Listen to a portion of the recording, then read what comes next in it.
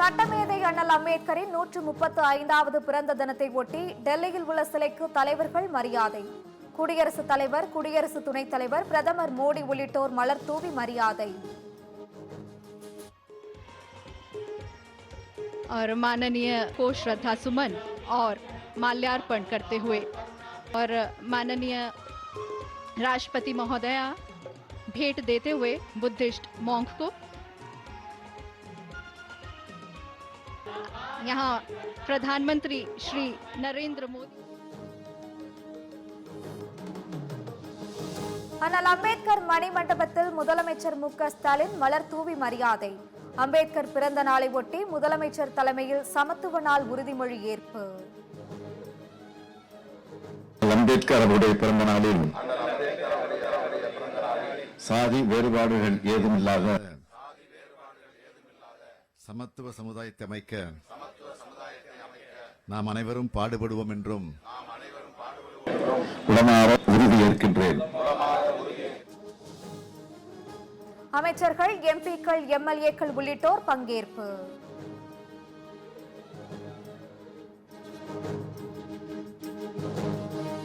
சேலத்தில் அண்ணல் அம்பேத்கர் சிலைக்கு அதிமுக பொதுச் செயலாளர் எடப்பாடி பழனிசாமி மாலை அணிவித்து மரியாதை. கற்பி, ஒன்று சேர், புரட்சி செய் என்று போதித்த புரட்சியாளர் என புகழாரம். அம்பேத்கர் சிலைக்கு மாலை அணிவித்து தாவேக தலைவர் விஜய் மரியாதை. கொள்கை தலைவர்களில் ஒருவரான அம்பேத்கருக்கு மரியாதை செலுத்த நிர்வாகிகளுக்கு அறிவுரை.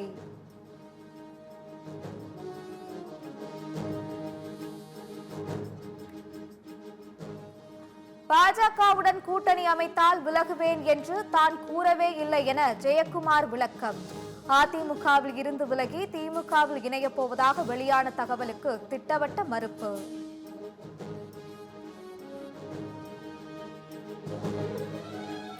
தைலாபுரம் தோட்டத்தில் அம்பேத்கர் சிலைக்கு மரியாதை செலுத்தினார் பாமக நிறுவனர் ராமதாஸ். பாமக நிர்வாகிகள் கலந்து கொண்ட நிலையில் தைலாபுரம் தோட்டத்திற்கு வருகை தருவதை புறக்கணித்தார் அன்புமணி. வாக்கு என்ற மிகப்பெரிய ஆயுதம் இருப்பதால் வக்ஃபு திருத்த சட்டத்திற்கு எதிராக தெருக்களில் இறங்கி போராட வேண்டாம். நாங்கள் ஆட்சிக்கு வந்தால் வக்ஃபு வாரிய திருத்த சட்டத்தை ரத்து செய்வோம் என முன்னாள் மத்திய அமைச்சர் ப. சிதம்பரம் பேச்சு.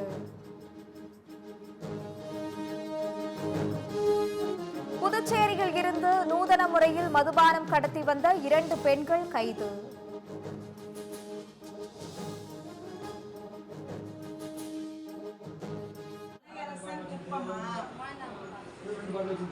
எந்த டிஸ்ட்ரிக்ட் அது?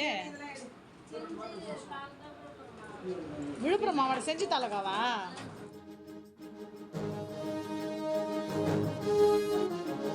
சென்னையில் ஆபரண தங்கம் விலை சவரனுக்கு 120 ரூபாய் குறைந்தது.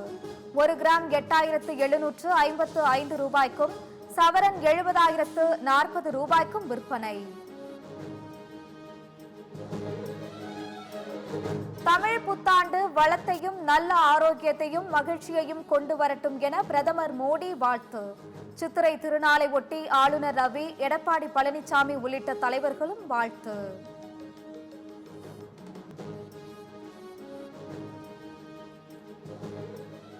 சைதாப்பேட்டையில் MC ராஜா கல்லூரி மாணவர் விடுதியில் புதிய கட்டிடத்தை திறந்து வைத்தார் முதலமைச்சர்.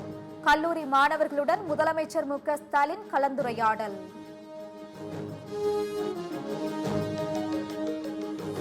விவசாயம் செய்யாமல் தரிசாக உள்ள நிலங்களை வேறு பயன்பாட்டுக்காக உடனடியாக வகைப்பாடு மாற்றம் செய்ய வழிவகை.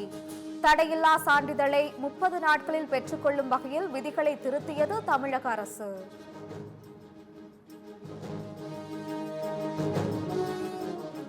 இந்தியாவில் பல ஆயிரம் கோடி ரூபாய் வங்கி மோசடி செய்துவிட்டு வெளிநாடு தப்பிச் சென்ற மெகுல் சோக்சி கைது.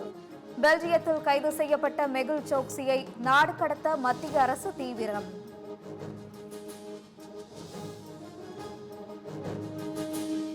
நிதி மோசடியில் ஈடுபடும் சைபர் குற்றவாளிகளின் வங்கி கணக்குகளை முடக்க அதிகாரம் வழங்க வேண்டும். RBIக்கு வங்கிகள் கூட்டமைப்பு கோரிக்கை.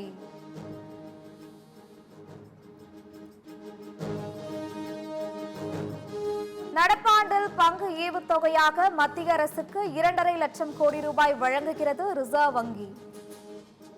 ஆர்பிஐ வழங்கவுள்ள தொகை மத்திய அரசின் பட்ஜெட் தொகையான 2.2 லட்சம் கோடியை விட அதிகம். அரசியலில் அதிமுக தற்கொலை செய்து கொண்டதாக காங்கிரஸ் எம்பி சசிகாந்த் செந்தில் விமர்சனம். பாஜகவுடன் அதிமுக மீண்டும் கூட்டணி அமைத்ததை சுட்டிக்காட்டி கடும் தாக்கு.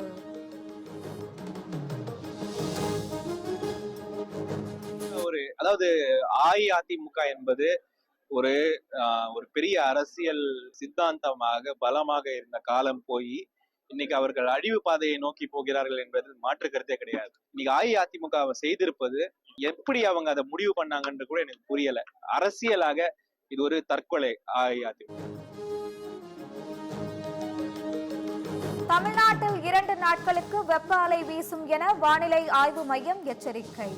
இயல்பை விட 7 டிகிரி ஃபாரன்ஹீட் வரை வெப்பநிலை அதிகரிக்க வாய்ப்பு என கணிப்பு.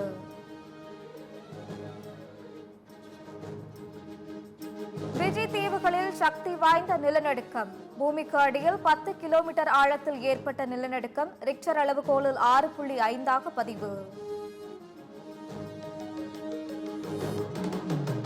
சக்தி வாய்ந்த நிலநடுக்கத்தை தொடர்ந்து மியான்மரில் அடுத்தடுத்து ஏற்படும் நிலநடுக்கங்களால் மக்கள் அச்சம். மீட்பு பணிகள் நீடிக்கும் நிலையில் ரிக்டர் அளவுகோலில் 4.5 பதிவு.